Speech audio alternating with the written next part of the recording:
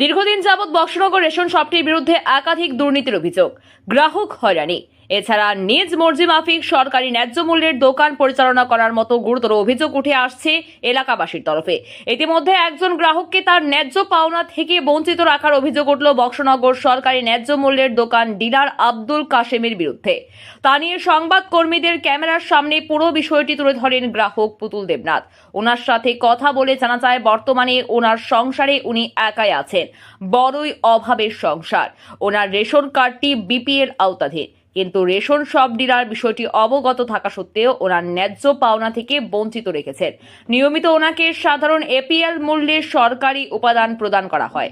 জানা যায় দীর্ঘ 7 বছর যাবৎ ওনাকে ঠকিয়ে যাচ্ছে রেশন শপ ডিলার। এছাড়া উনি জানান প্রতি মাসে উনি বক্সনগর সরকারি ন্যায্য মূল্যের দোকান থেকে 5 কেজি চাল পেয়ে থাকেন। তাকে প্রতি কেজি চাল ক্রয় করতে হয় 13 টাকা 50 পয়সা ধরে। এর মাঝে কিছুদিন পূর্বে তিনি সোনামুড়া ফুড অফিসে গিয়ে যোগাযোগ করলে আসল রহস্য প্রকাশ্যে আসে। তৎসময় অফিসে উপস্থিত আধিকারিক ওনাকে জানান ওনার কার্ডটি দীর্ঘ 7 বছর যাবৎ অনলাইন মোতাবেক বিপিএল আওতাধীন।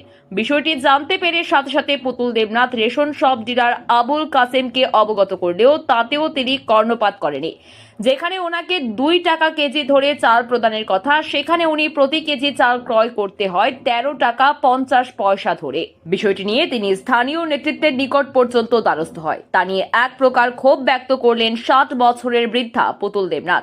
এছাড়াও তিনি জানান করোনাকালীন সময়েও সরকারি ন্যায্য মূল্যের দোকান থেকে বিনামূল্যে কোনো চাল ওনার ভাগ্যে জোটেনি।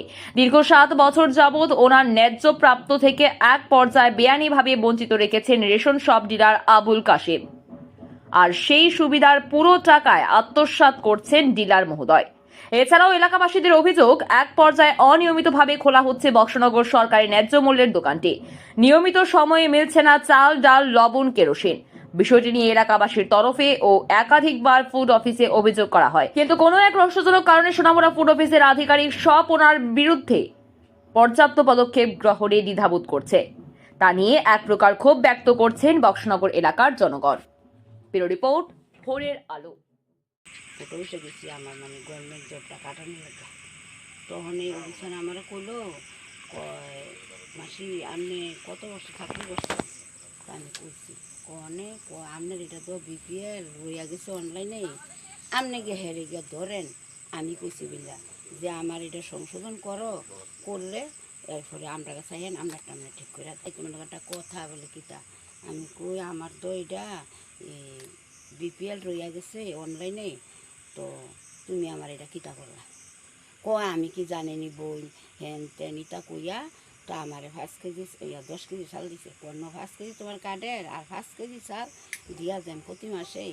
বাবু জানি না, তারা আমার ফটো হিসেবে তারা কইয়া দিছে যে আপনার এটা বিপিএল রইয়া গেছে অনলাইনে, এটা আপনি ডিলার কাছে যান। আমি কই কেমনি গিয়া কমো, আমার আবার কইতেছে কয় হ্যাঁ কি বাঘ না বালক আপনি খেয়ে লিব, আপনি যান বলে একজন মেম্বর লইয়া বা একটা ফাটির টুকরিয়া যান। তো আমি এক লই গেছি, তো হেদ করে ইয়া গেছে আম্মু কইয়াছে কয় আমি কি জানিনি, তো ঠিক আছে অনকার থেকে তুমি লইয়া দিও, এই কথা কইছে আমার।